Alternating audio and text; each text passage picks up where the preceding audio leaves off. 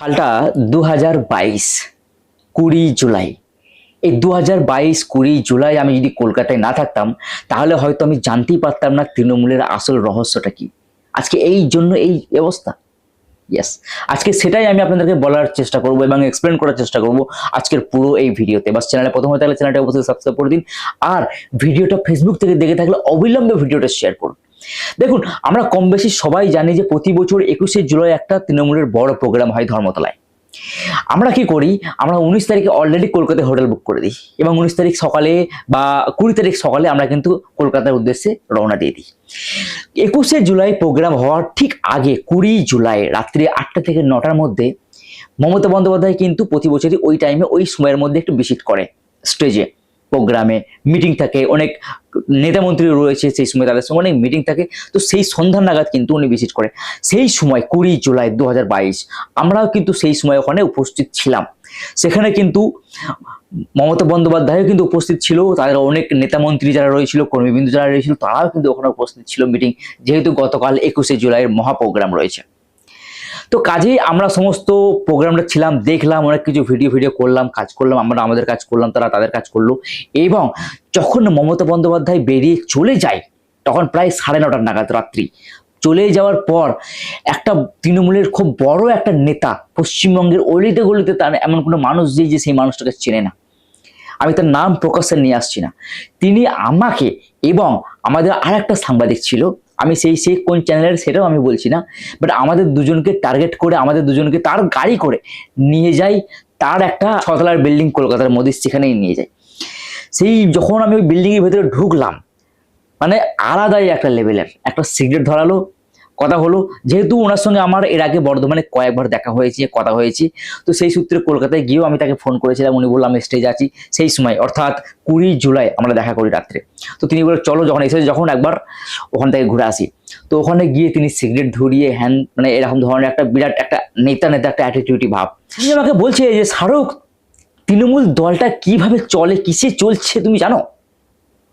আর না দাদা জানি না, বলুন তাহলে। বলছি তৃণমূল দলটা শুধুমাত্র দুটো জিনিসে চলছে। তাহলে বলুন কি ওই দুটো জিনিস? বলছি তৃণমূল দলটা শুধুমাত্র টাকা আর মাগি নিয়ে চলছে। আই এম শকড কে তৃণমূলের এত বড় একটা নেতা, এত বড় দায়িত্ব একটা রয়েছে, তার মুখ থেকে এইরকম একটা কথা। এবং তিনি এটাও বলেছে যে আগামী দিনে যেভাবে বিজেপি টক্কর দিচ্ছে তৃণমূলকে, বিজেপি টক্কর দিয়ে লাগাবে না। আগামী 10 বছরে এই তৃণমূল দলটাই তৃণমূলকে শেষ করবে এবং তারাই কিন্তু নতুন সরকার গঠন করবে। আমি এখন তার কথা চিন্তা করছি যে উনি 10 বছর বলেছিল, কিন্তু এটা এত তাড়াতাড়ি চলে আসবে এইটা কিন্তু বিশ্বাস করুন আমি কল্পনা করিনি। তার আগে আমি একটা আপনাদেরকে কথা বলবো। 2011 সালের তৃণমূল কিন্তু প্রথম সরকার গঠন করে এবং 20 মে মাসে 20 তারিখে মমতা বন্দ্যোপাধ্যায় মুখ্যমন্ত্রী হিসেবে প্রথম শপথ গ্রহণ করে। ইয়েস, এবং প্রথম তৃণমূল যখন আসে তখন প্রথম 5 বছর কিন্তু মানুষের জন্য অভূতপূর্ব কাজ করেছে। 100 দিনের কাজ থেকে শুরু করে যত প্রকল্প রয়েছে প্রকল্প থেকে শুরু করে, ছোট থেকে পড়াশোনা থেকে শুরু করে, বড়দের থেকে শুরু করে সবার জন্য, মানে গ্রামের জন্য, শহরের জন্য, বাংলার উন্নয়নের জন্য অফুরন্ত কাজ করেছে। সত্যি কথা বলতে এই মানুষটা আমি আমার অভিজ্ঞতা, আমার এক্সপিরিয়েন্সে বলছি যে এই মানুষটা মতো, মমতা বন্দ্যোপাধ্যায়ের মতো মানুষ না বাংলায় ছিল, না বাংলায় আছে, আর না থাকবে, আর না আগামী দিনে জন্মাবে। Is one and only one piece. ইনি একটাই, সত্যি অসাধারণ মানুষ। ইনি দলের জন্য সারা জীবনটা দিয়ে দিলেন। ভবিষ্যতে তৃণমূল দল যদি আসুক বা না আসুক, আমি জানি না আসবে কি না আসবে, তবে মানুষের অন্তরে কিন্তু মমতা বন্দ্যোপাধ্যায় ছিল, আছে এবং থাকবে, অবশ্যই থাকবে মমতা বন্দ্যোপাধ্যায়। ভবিষ্যতে আমরা মমতা বন্দ্যোপাধ্যায়কে নিয়ে হয়তো আমাদের যারা নাতি নাতনি হবে, সে নাতি নাতনিকে নিয়ে আমরা হয়তো বলতে পারবো যে বাংলায় এক বাঘিনী ছিল, বাংলার এক বাঘিনী ছিল যার নাম মমতা বন্দ্যোপাধ্যায়।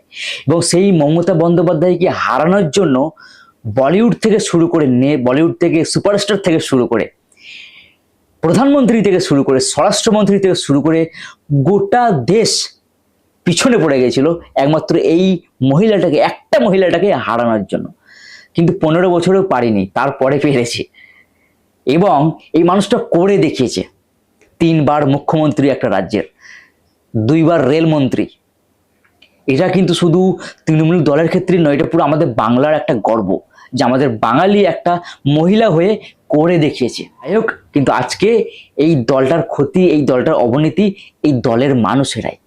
তো আজকে মমতা বন্দ্যোপাধ্যায়কে বুঝতে হবে যে আমার সঙ্গে কারা প্রতারণা করলো, কেন করলো, কোথায় আমার ভুল হয়েছে, কোথায় খামতি হয়েছে, এগুলো মনে হয় আবার একবার রিসার্কেল করা দরকার রয়েছে।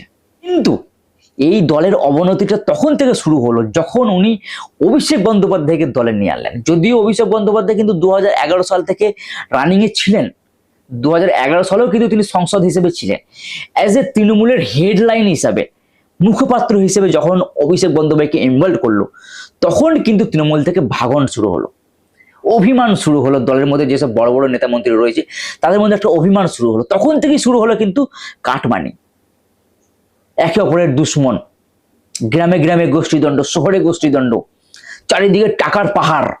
এক একটা এমএলএর ব্যাপারে এই হচ্ছে, ওই হচ্ছে, এইদিকে টাকার পাহাড় বেরোচ্ছে, ওইদিকে টাকা, এইদিকে কয়লা চুরি হয়ে যাচ্ছে, ওইদিকে বালি চুরি হয়ে যাচ্ছে, চারিদিকে টাকা, 2 নম্বরই কাজ চালু চারিদিকে। এই চোর ওকে চোর বলছে, ও ওকে চোর বলছে। দেখুন, মমতা বন্দ্যোপাধ্যায় একজন নেত্রী হিসেবে অসাধারণ নেত্রী, ইজ এ সিনিয়র, কিন্তু একটা রাজনীতি ফিল্ডে মমতা বন্দ্যোপাধ্যায় কতটা ভালো কতটা খারাপ সেটা কিন্তু একটা রাজনীতিবিদ মানুষই বলতে পারবে। আমি আগে রাজনীতি করি না, আমি বুঝি না, তো মমতা বন্দ্যোপাধ্যায় কতটা ভালো কতটা খারাপ সেটা আমি জানি না। তো মানুষটা কিন্তু অসাধারণ মানুষ, তাকে দেখে অনেক কিছু শেখার আছে, অসাধারণ একটা মানুষ। কিন্তু আজকে এই দলটার যে অবনতি ঘটলো এটার জন্য দায়ী কিন্তু তৃণমূলই। হ্যাঁ, বিজেপি কিন্তু বরাবর টক্কর দিয়েছে, কিন্তু এর দায়ী কিন্তু বিজেপি নয়, তৃণমূল। আজকে যে দলটা দুর্গাপূজার জন্য, যে দুর্গাপূজা করার জন্য যে টাকাগুলো অনুদান দিতেন, তারাই কিন্তু আজকে বিজেপিকে ভোট দিয়ে নিয়ে এসছে। এটা কিন্তু আপনাকে মাথায় রাখতে হবে, এটাকে বুঝতে হবে। এছাড়া অনেক মানুষ, বললাম না, অভিষেক বন্দ্যোপাধ্যায়কে নিয়ে আসার পর গ্রামগঞ্জে যে হাল হয়েছে, যেভাবে মানুষকে ভুগতে হয়েছে, সাধারণ মানুষ যেভাবে ভুগেছে, একটা এমএলএ ত্রিপল দিচ্ছে না, একটা এমএলএ ত্রিপল চুরি করে নিয়ে চলে যায়। আপনি ভাবতে পারেন, একটা গ্রামের সাধারণ প্রধান উপপ্রধান আর কি, যে মানে কি বলে এটাকে, কম্বল, শীতকালীন যে কম্বলগুলো দেওয়া হয় গরিব মানুষকে দেওয়া যায়, সেই কম্বলগুলো শুধু ঘরে প্যাক করে রেখে দিয়েছে। কটাকে দিয়েছে? 10টাকে দিয়েছে, সেটাতে ক্যামেরা করেছে, বাকি তো সব ঘরে স্টক আছে। হ্যাঁ, আমি তো এইসব দেখে আমি অবাক। তো যাই হোক, বেশি ডিটেলসে আমি কথা বলতে চাই না, বেশি ডিপলি আমি যেতে চাই না, আমি অনেক কিছু জানি। কিন্তু আজকে তৃণমূল দলটা এই অভিষেক বন্দ্যোপাধ্যায়কে নিয়ে আসার পর থেকে কিন্তু ভাঙনটা শুরু। দলের মধ্যে একটা ইগো প্রবলেম ঢুকেছিল, দলের মধ্যে একটা অভিমান ঢুকেছিল। ইয়েস, এটা ট্রু, এটা আপনাকে মানতে হবে। সবাই বলছে অভিষেক বন্দ্যোপাধ্যায় জিন্দাবাদ, অভিষেক বন্দ্যোপাধ্যায়, কিন্তু ক্লোজ যেসব নেতা মন্ত্রীগুলো রয়েছে, ক্লোজ, একদম ক্লোজ, যারা মমতা বন্দ্যোপাধ্যায়ের আশেপাশে থাকে, আমি তাদের কথা বলছি, তাদের মধ্যে কিন্তু অভিমানটা শুরু হয়েছিল। অ্যাজ এ শহর বাজারে যেসব যারা এমএলএ নেতা মন্ত্রী যারা রয়েছে তাদের কথা আমি কিন্তু বলছি না। তো যাই হোক, এটা থেকেই কিন্তু শুরু। আর আমার মনে হয়, আমার পার্সোনাল এক্সপিরিয়েন্স যেটা বলছে, যে এই জন্যই কিন্তু আজকে তৃণমূলের এইভাবে অবনতি ঘটলো। আপনাকে, আপনার কি মনে হয় এই বিষয়টা নিয়ে, যে সত্যিই কি তৃণমূল আজকে অবনতি ঘটলো? এর কারণ কি এটা ছাড়া আরো অন্য কিছু হতে পারে? কমেন্টে জানাতে ভুলবেন না। দেখা হচ্ছে নতুন একটা এইরকমই ইনফরমেটিভ ভিডিও নিয়ে। ততক্ষণ পর্যন্ত ভালো থাকবেন। জয় হিন্দ অ্যান্ড বন্দে মাতরম। Thank you.